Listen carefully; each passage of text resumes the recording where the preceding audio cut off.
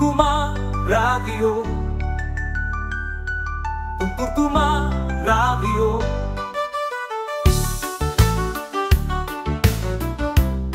Vamos a hablar de vinos, de buenos vinos, de vinos sabrosos.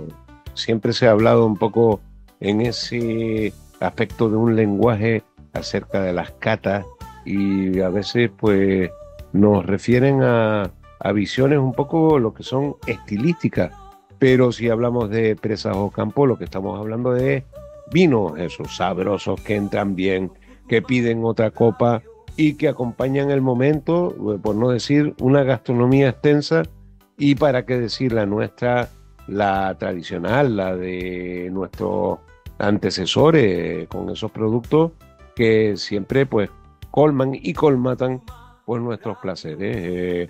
Así que de vinos de Presas Ocampo, es decirlo, y equivale al señor Fran Álvarez, el enólogo de esta joya, que es un poco también nuestros ojos y nuestro radar en lo que ocurre no solo en la botella del vino, sino también en esas viñas, en ese campo y en esos paisajes. Muy buena, Fran Álvarez.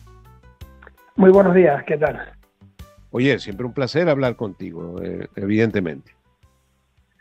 Muchas gracias, muchas gracias.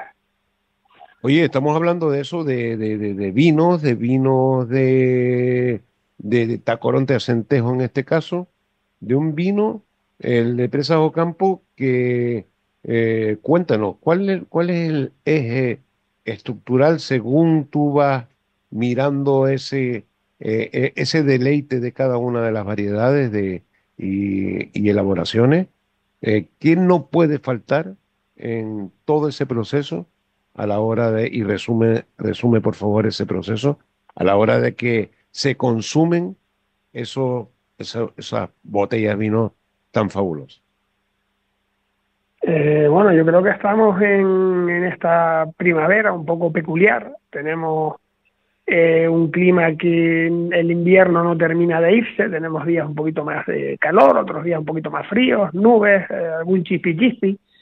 Y estamos en esa época de romerías, ¿no? Yo creo que es una época de nuestros tintos jóvenes, nuestros tintos tradicionales, que eso sí, un poquito fresquitos, a 18 grados, 17 grados, se muestran ahora mismo espectaculares para este tiempo.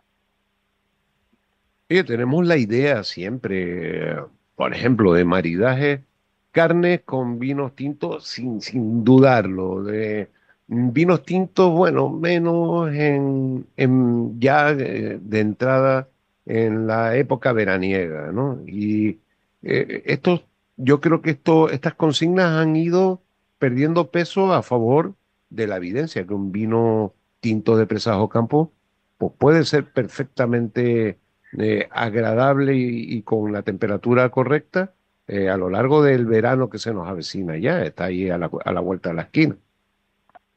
La verdad que sí, yo siempre invito a experimentar y a no cerrarnos por viejas costumbres y tradiciones, ¿no? Nuestro listán negro es una variedad ligera, una variedad que no tiene esa carga tánica ni esa gran estructura, y creo que con muchos platos suaves y como puede ser incluso un pescado salado, ¿no? Va marida, vamos, de forma fabulosa.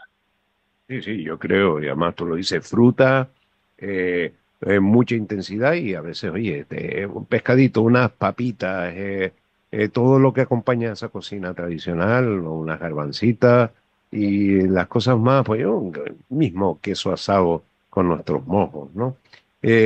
Estamos a puntísimo de celebrar ese Día de Canarias, Fran. Evidentemente ahí la exaltación, y así debemos hacerlo, de nuestros productos, en este caso los que proceden de las viñas, pues no puede ser otro que brindar con ese vino tinerfeño, canario, y en este caso te pedimos alguna referencia ahí de la propia, de la casa, para ver por dónde podemos, uno fresquito, uno, no sé, uno más, con más cuerpo. Cuéntanos con qué brindamos por el Día de Canarias. Sí, bueno, ahí siempre yo hago referencia que el rey de la mesa tiene que ser el plato, ¿no?